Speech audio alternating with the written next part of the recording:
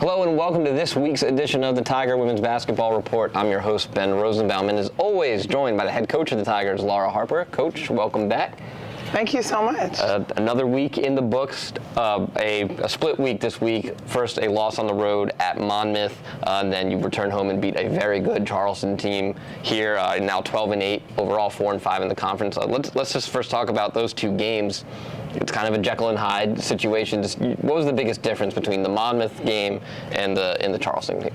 We were at home for Charleston, and I think anytime we can get home, especially for that second game, we can regroup, recalibrate, get our fans behind us. It was an amazing atmosphere with National Girl and Women's Sports Day, but to be, fair, it was a different style of play. I think Monmouth hit 10 threes on the year. If I had to guess, that's probably their season high or close to it, and I think that they played exceptionally well. I think our transition defense was definitely questioned up there, and we made some adjustments versus Charleston to try to slow them down a bit, which I think was really successful, and we'll need to definitely do the same thing going into Stony Brook.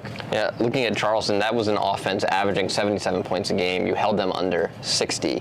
That defensive effort, Taryn Barbo did what Taryn Barbo was going to do, but the key was nobody else had a good night for Charleston, and Taryn Barbo had to put up a lot of shots to get to that 20 points that she had in that game. Of course, we knew what kind of prolific offense they had, specifically at the guard spot. So, and moving Kylie to the guard last game, I think it just gave a little bit of size on the ball. It allowed us to be a little bit bigger, and we were able to capitalize from a rebounding standpoint there. After the Delaware game, we had talked about the interior presence that Towson was putting out there. Charleston, you out-rebound them 50-33. Yeah. And it really locked down. Talk about the rebounding effort as well. You limited any second chance that Charleston was going to have. We've continued to tell them that the games we get 45 to 50 plus rebounds, we win those games. So, credit our players for coming in really aggressive. Pat with 8 defensive rebounds, Anasia with 11 rebounds, 8 defensive. I think Kayla might have had 6 as well. So just really dominating in that regard, controlled the pace and flow of the game. Lex Nelson taking a different role in this game, but she showed up when needed. 18 points, one off the career high for her. And Ryan Holder says it on the broadcast a lot. She'd love to see Lex shoot a little bit more. Maybe not as much as Pat or Kylie or anybody like that, but she'd love to see Lex attack. What did you think about the way Lex handled that and took on the scoring role?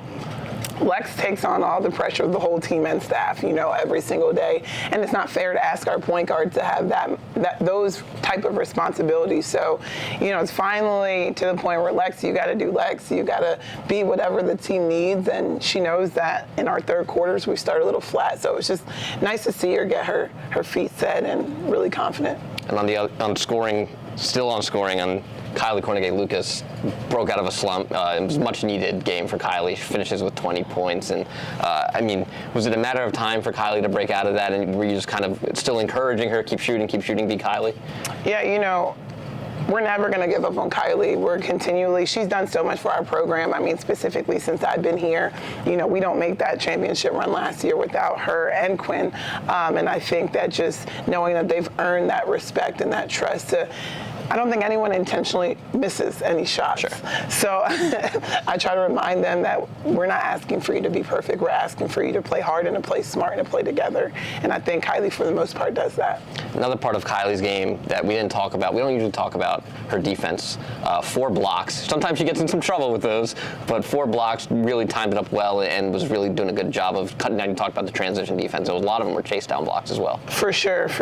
I think a player like Kylie, you have to allow her to utilize her strengths. And to me, her strengths are her motor, her tenacity. So putting her and giving her that challenge of, arguably Jenna, and I don't want to butcher her last name, but she's one of the best point guards in our conference as far as scoring at 3 levels, facilitating. So I think that her, that matchup really bothered her. Yeah.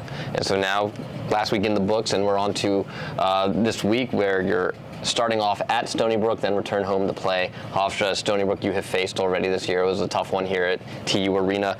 What has to be different? Gigi Gonzalez, 30 points in the game here in Towson. 3 other Seawolves in double digits. What has to change for Towson to be successful up on the island?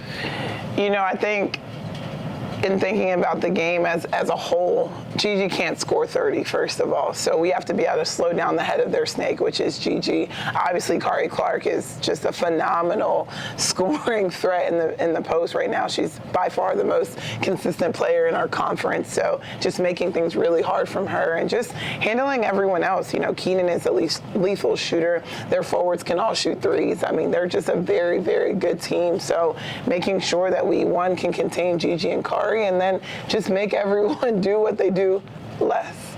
Right.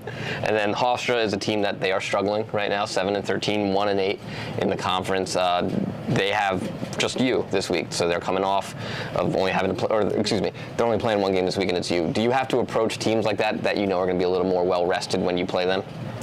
You know, at this point in the season, I think with us knowing we're in the middle of the pack and, you know, games separate things, every game is a championship for us. So, you know, I haven't really had the chance to watch Hofstra at length right now, but I definitely will as soon as the game's over versus Stony. That game will also be Super Bowl Sunday. You got to pick the game. You know, I know your Eagles my pick is is always the Eagles, so I guess I got to go with the Swifties. There you go. All right. That'll do it for us today on the Tiger Women's Basketball Report. Again, Towson returns home on Sunday, February 11th to take on the Pride of Hofstra. For the head coach of the Tigers, Laura Harper, I'm Ben Rosenbaum. Thanks for joining us, and as always, go Tigers. Go Tigers.